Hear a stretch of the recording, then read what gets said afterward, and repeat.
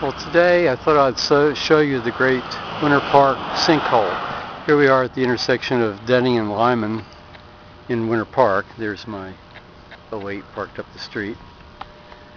And over here a recreational field. And right here is the edge of the sinkhole. There used to be a municipal swimming pool here, and the swimming pool was dangling down into the hole. You can believe that. And it goes up to that intersection there. That's Fairbanks Avenue. And along the sinkhole there was a house for one thing that went down into the hole, and there were a couple foreign car repair places, and those places went down, and some of the expensive cars were lost.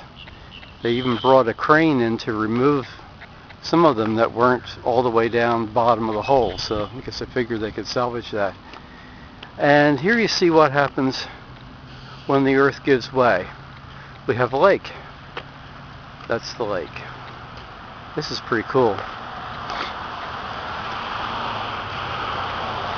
This essentially went for about half a block, half a city block. This is quite deep. I don't know the depth of the water down here. This is really nice. This is a nature preserve. And there you can see some businesses there on Fairbanks right there.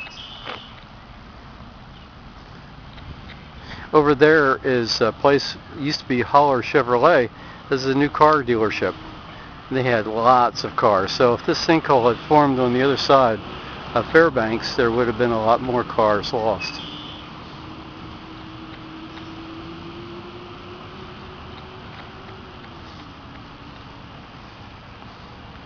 Let's take a look here at the trees. These trees probably were planted. Hard to say, they're young. They're oak trees.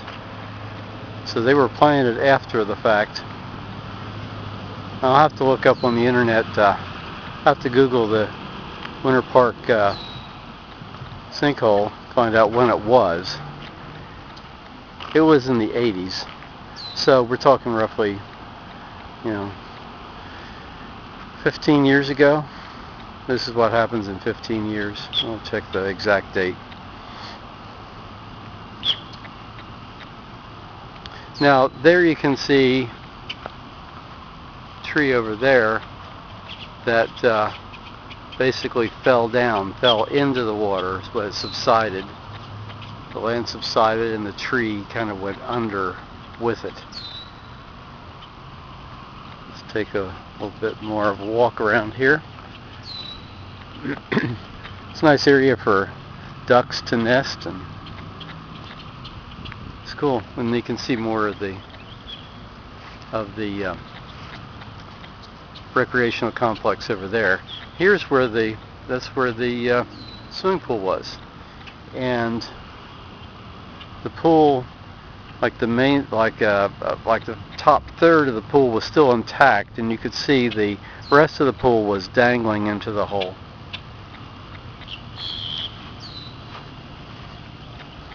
It was a sight to see, I'll tell you. Let's check around here. It's a nice day today. It's not as terribly hot as it was yesterday.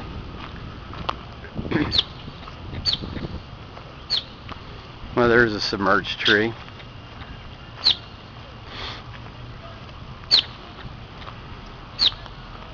More. Oh, there's some ducks just sitting there, enjoying the shade. Oh, looks like they're going to move along.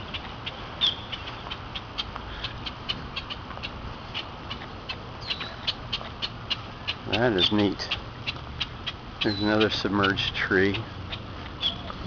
And we've got a gate up here.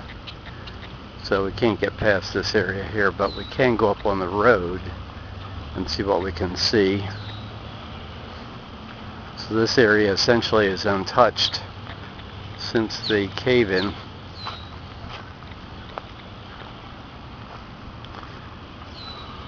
Something about these oak trees, they give really nice shade, but their root structure is notoriously close to the surface, so when there is a wind, and if the tree has any structural problems, they go down, believe me. Okay, well, I guess we can't go as far in here as I had hoped. Back into the property here. What do we have here? We have a car that maybe dates back to when they had the problem. Wow, it's an Eldorado.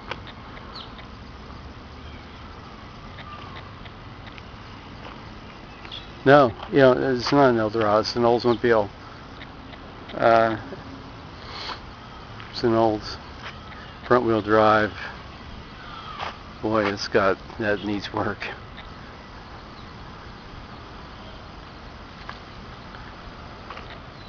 Well, you can see what happens here with the vegetation, just goes right up.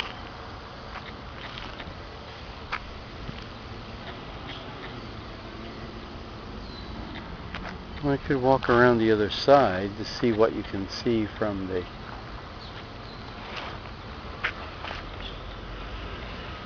road, but I don't think you can really see too much from the road. I think there's some businesses started up here on the edge.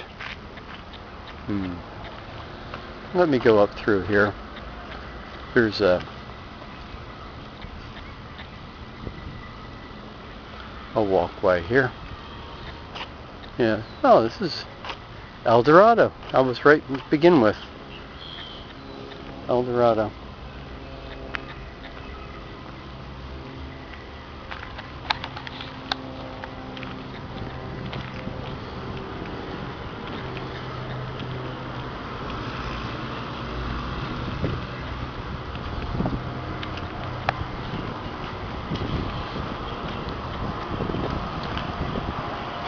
Wooden fence. These wooden fences don't last too long in Florida.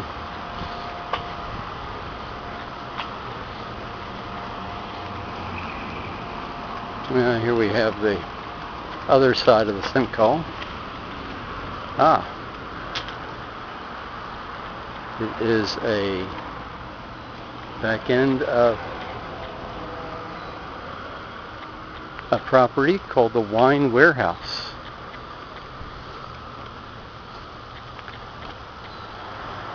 And let's see what we can see from this side. As soon as you get out from under the shade of those trees, the temperature goes up dramatically, believe me.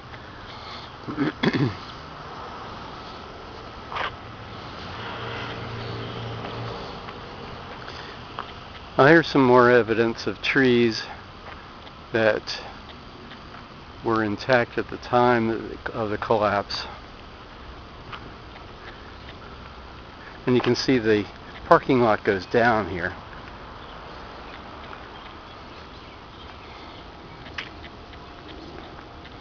Now there's no walkway around here. This is just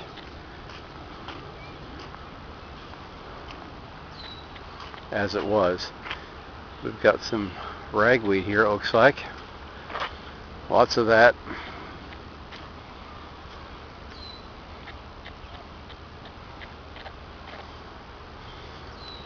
You see these trees probably collapsed into the hole.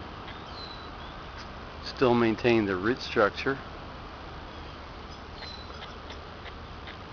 And these businesses here along the side, these were the foreign car repair places.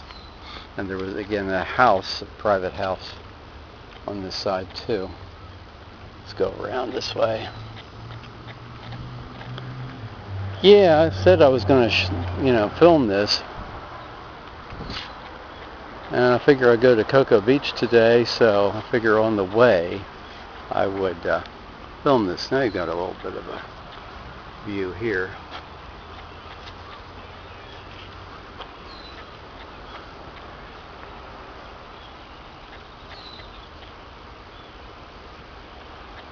This is really wild in there.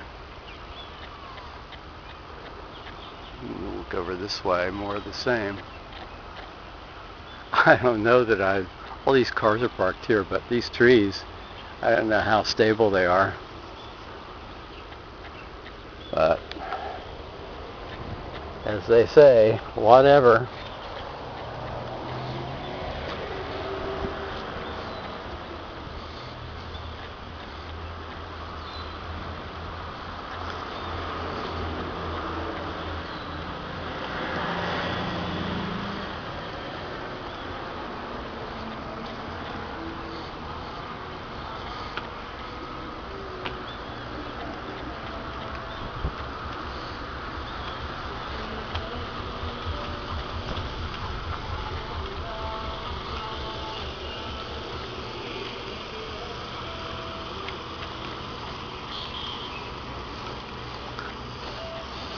I really rehabbed this a lot, you know. This is pretty neat.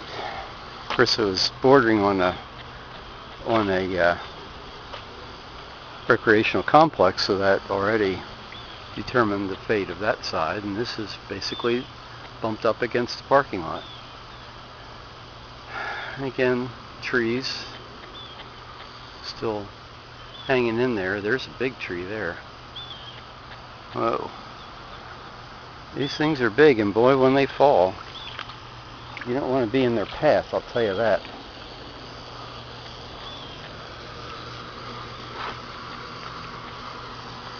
Look at the size of that one. Whoa, it's a big one.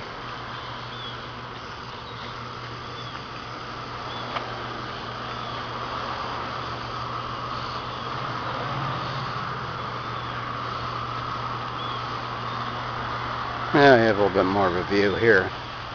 Oh, nice daisies growing up wildly there.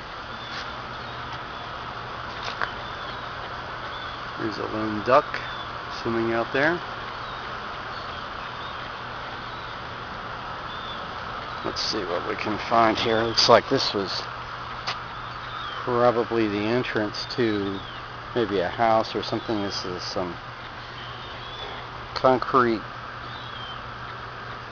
poured in here, so this may have been the entrance to a house. That's where it would be. That's where the house would be. Dang. And you won't believe the difference in temperature between areas in the sun and areas in the shade like this. It must be at least a 10 to 15 degree temperature difference Fahrenheit. Probably about 90 degrees in the sun, probably about 80 in the shade here. Plus you feel breeze in the shade. You can see the leaves moving around. There's a fair breeze today, which is very good. This is the real Florida, not the amusement parks. This is the real thing. Alright, we'll continue on our journey. It's like there's a steel thing here, maybe meant to reinforce.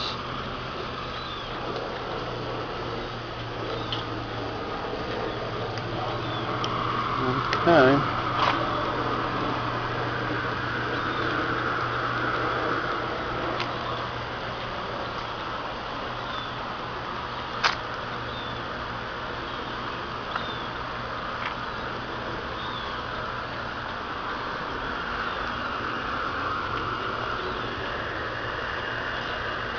Now here's a good example of subsidence here. You can see how steeply it goes down there.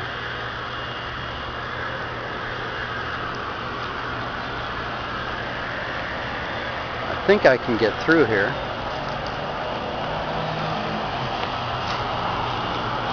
Let's check it out. There's some litter back here. It's a little overgrown.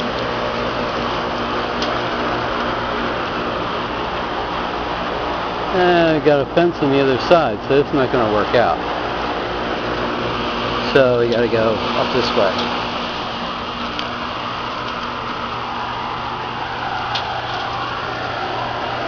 Alright.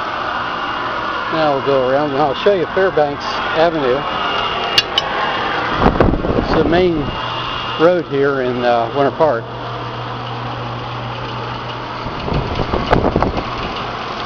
Named after one of the big wigs in Winter Park. There's a Fairbanks Avenue and there's Morse Avenue. And they made scales. There you can see Fairbanks.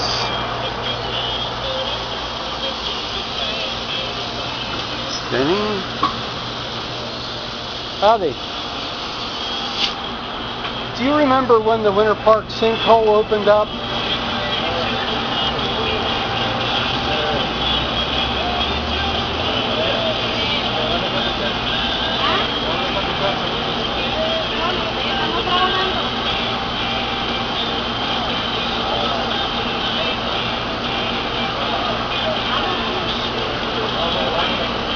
The Winter Park Sinkhole. When did that open up? Do you remember? When it opened up? Yes. I think either late 70s or early 80s. I'd say early 80s, I think. Early 80s. Okay, thank you very much. You would never know it now to look at the place, but there it is. Thanks a lot. Yep, so they weren't sure. Now over there is that Chevy dealership. It's not a Chevy dealership anymore, but you can see it's right here on the corner. They had an OK used car sign right there. That's of course gone.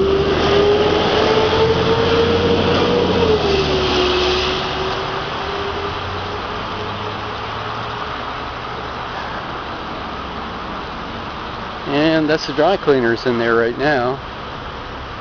On the corner.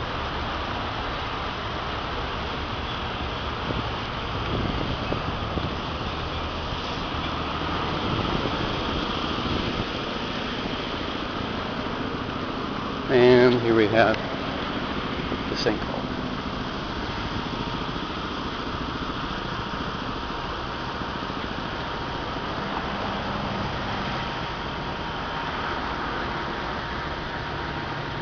Let's see if I can get over this.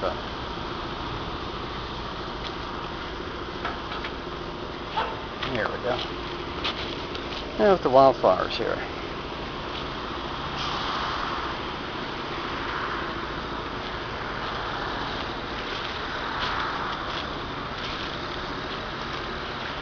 There's the sharp drop off.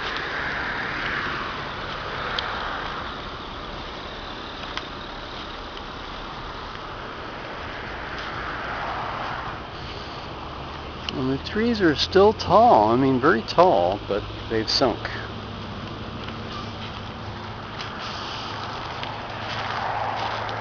This looks like an Australian fern.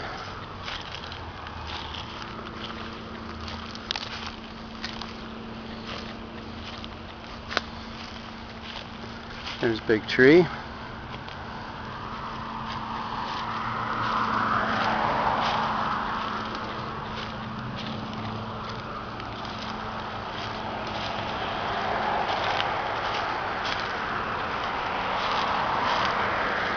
And now I can go down towards the sinkhole proper. Somebody's beeping in recognition. I am filming part of Winter Park history. There we go. Now these lakes, you have to be careful because there's an amoeba that grows when the water temperature reaches like 80 degrees or so. And that amoeba, if it gets in your nose, you're not wearing nose plugs, it can wind up causing amoebic encephalitis. And it's pretty often fatal. So people that swim in freshwater lakes had better be prepared with nose plugs, ear plugs, because if it gets in your cerebrospinal fluid, it's really bad. Almost every year somebody, it's usually a youngster, this goes in the water and they later, after the incubation period, they get sick and that's it. not a very hopeful prognosis for somebody that has amoebic encephalitis. Okay. Well, so much for the tour. That was a 20-minute tour. Wow. But it is part of natural Florida. You can see how tall some of those trees are. And they survive.